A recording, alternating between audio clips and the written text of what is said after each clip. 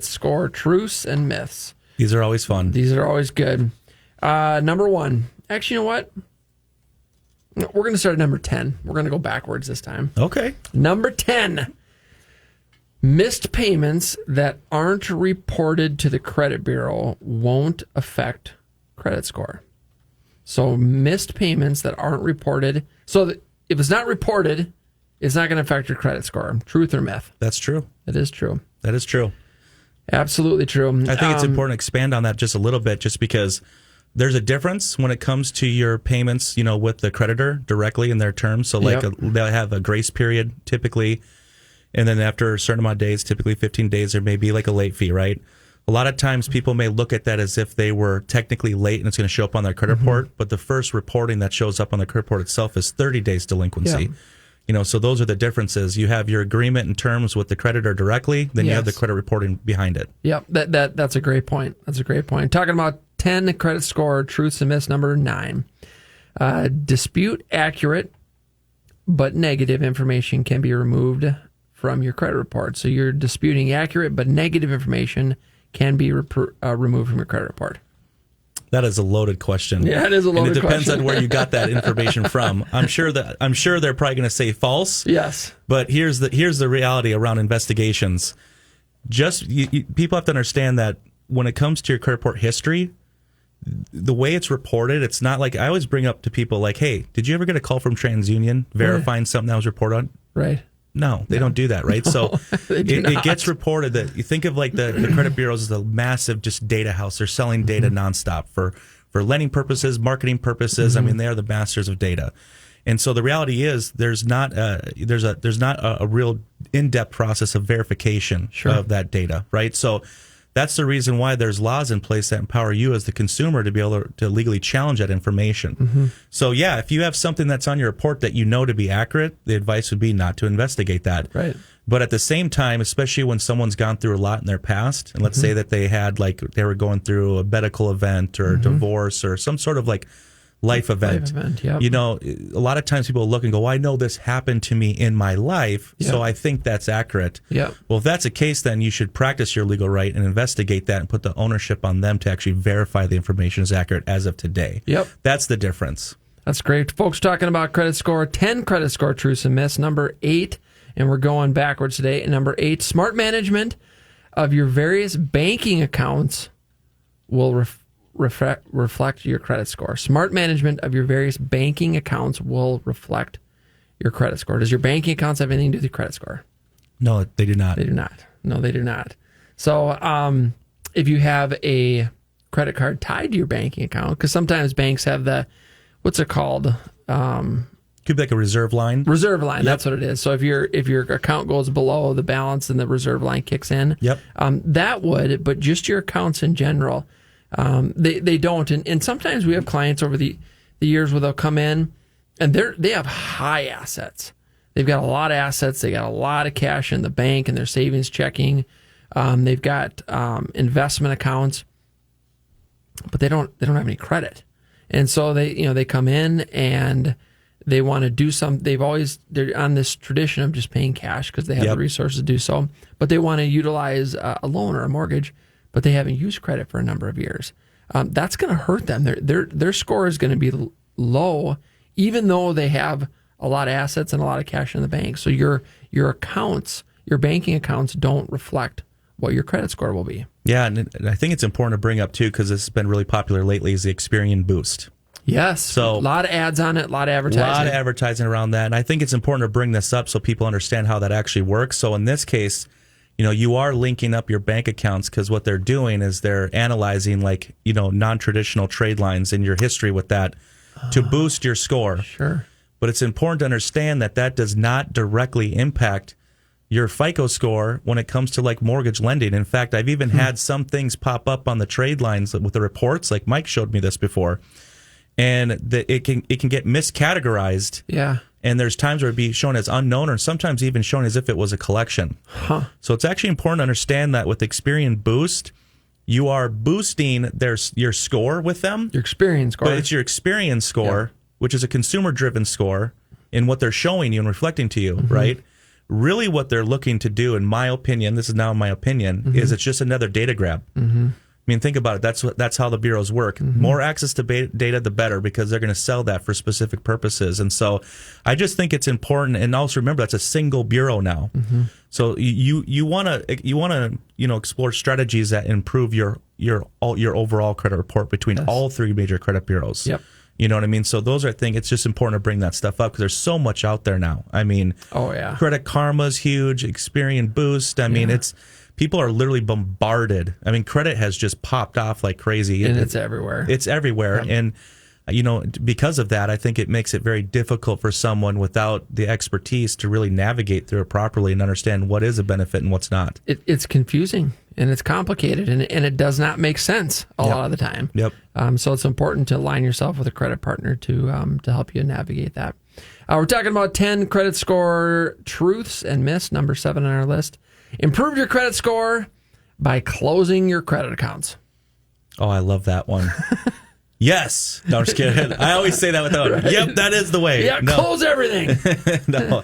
Well, that just shows you like the mentality, like you brought up too, with people that have assets, they have a good, strong income, but never really leveraged credit. There have been times the mindset of people without understanding are thinking, hey, I want to go apply for something. And their common sense is stating, well, I should probably just close these off to show that I don't need them. Yep. That's what they're thinking. Yep. I want to show that I don't need this because I have this income and I got all this money here, right? Yep. And so that's the difference is like credit is utilized as a tool for history to help lenders make better lending decisions. They actually want to see history and they want to see activity. So when you close out credit cards, that's going to cause a negative impact to your credit scores. It does. It absolutely does. Folks talking about 10 credit score truths and myths. Number 6, cash-only payments will improve my credit. I mean... I only use cash. Yeah, I mean, they don't report the method of payment. Right, they don't say like you paid online or went in the branch and paid cash. That's not necessarily reported. Your payment history is, so making payments on time is definitely a positive. The method that you're making that payment really doesn't matter. So cash-only payments will improve my credit. That will not have any effect on your credit score, folks. Number 5 on our list, we're going from 10 back to 1. 10 credit score truths and myths. Number 5, debt settlement removes debt from your credit report. Debt settlement removes debt from your credit report. That's false. That is false. That's false. I'm glad they brought that one up. That is one of the biggest misinformation out there that I see all the time online. It's termed as payment for deletion. People automatically assume that when they pay something off or settle it out, that it naturally just goes away, and that is not the case. But can it go away? Can that be a part of the settlement? There are certain times, and it's based on their terms and agreement. Okay. So, like, not all collection companies can do that. In fact, a lot of them don't still. There are certain like medical collection companies that have it part of their best practice that they will remove after settlement or payment. Yeah. There are certain times with larger ones like LVNV funding in Midland, based on it's actually based on some areas that they got in trouble in. So they've made that part of their best practice based on a history of the type of account and when it was established that you can do a payment for deletion. But it's not something that you just are granted. Sure. So if you are someone that's looking to settle out debt settlement basically means that you're settling for less than full balance, right? And you're satisfying it in full. And so if you're negotiating that, you're doing it to save money, basically, just to satisfy and pay that off. But just know that does not mean it's removed. You'd want to request that, and if they state that they can, they can. If they state that they can't, they can't. It really is that straightforward. If it's a company that buys bad debt, they probably have less ability to do that. Would you say that's accurate? So if they're buying it on the third or fourth, round of, when they're selling that debt, they probably have less ability to remove that. Well, and also too, because there's third-party collection companies that represent the original creditor as well. Right. So like they don't necessarily have the ability to make those decisions. Yep. So like there's a lot of variables involved. And yeah, I mean, there's a whole other component, not to confuse people, but there's a whole other legal component that can be involved. Yeah. If there's any potential violations and how they reported and how they were attempting to collect on the debt. And I mean, you can really get deep in the woods with this when it comes to this whole process. Folks, we got the phone lines open. We're taking questions regarding credit score, credit improvement. We're giving away 4 tickets to a Saints game. Give us a call at 651-647-2910. That's the calling number to the studio, Studio lines are open to win 4 tickets to Saints game and a $50 Visa gift card. The best question's going to win. Give us a call at 651-647-2910. The text line, you can win via text by texting your real estate questions to 763-443-5664. The text line again is 763-443-5664. Text to win 4 tickets to Saints game. Best question's going to win. Talking about 10 credit score truths and myths. Number 4. Credit scores and credit reports are the same. That is false.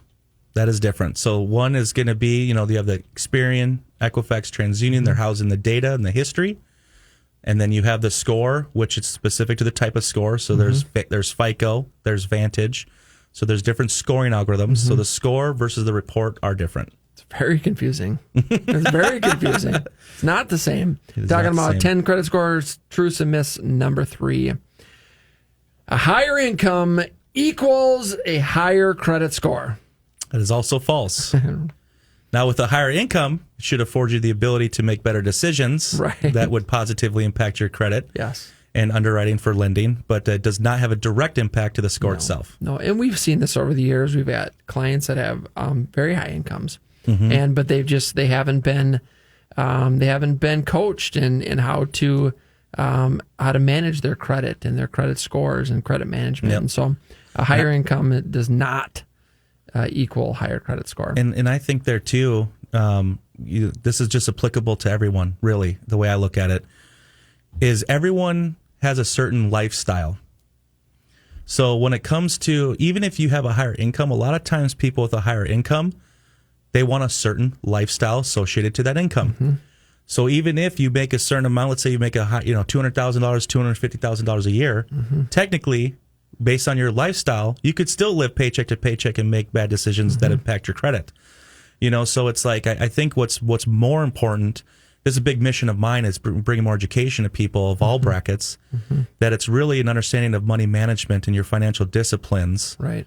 and then also understanding what your goals are and having clarity in that direction.